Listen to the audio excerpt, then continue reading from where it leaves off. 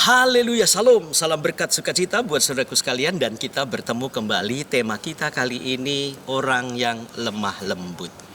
Kalau kita mendengar kata lemah lembut, itu bukan karena sikapnya yang gemulai.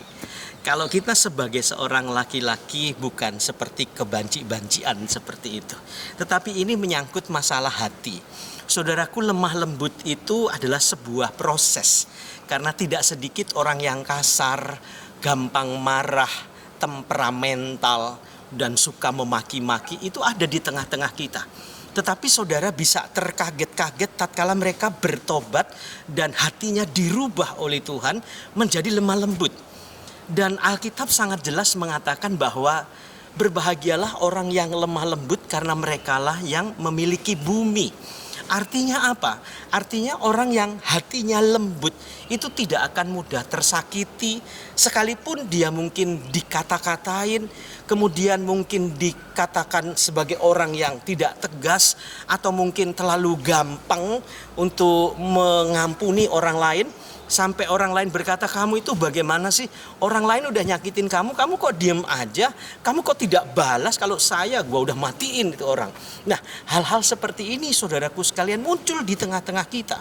Bentuk amarah sebagai intimidasi kepada kita yang sedang ada dalam sebuah proses. Maka sikap kelembutan batin, bukankah itu teladan dari Tuhan Yesus? Bukankah pada saat kita ingin agar supaya batin kita, hati kita lembut seperti Yesus, butuh yang namanya sebuah proses. Dan untuk proses ini membutuhkan waktu. Karena untuk menjadi lemah lembut tidak semudah kita membalik telapak tangan. Ada prosesnya. Kita nurut saja dalam proses Tuhan.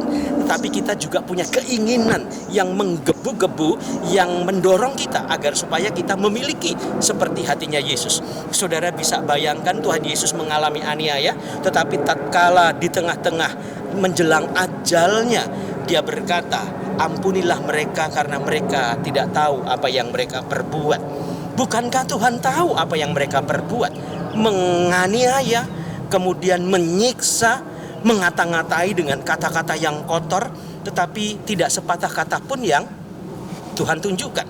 Dan ini hendak memberikan kepada kita sebuah pengertian, saudara, bahwa orang yang memiliki kelembutan hati seperti ini, maka orang inilah yang memiliki bumi. Artinya kemanapun orang ini pergi, mau mutasi kemana saja, dipindah tugas kemana saja, bumi itu selalu bersahabat dengan dia. Jadilah lemah lembut seperti yang diajarkan oleh Tuhan buat kita. Sukses buat saudara dan Tuhan Yesus memberkati. Haleluya.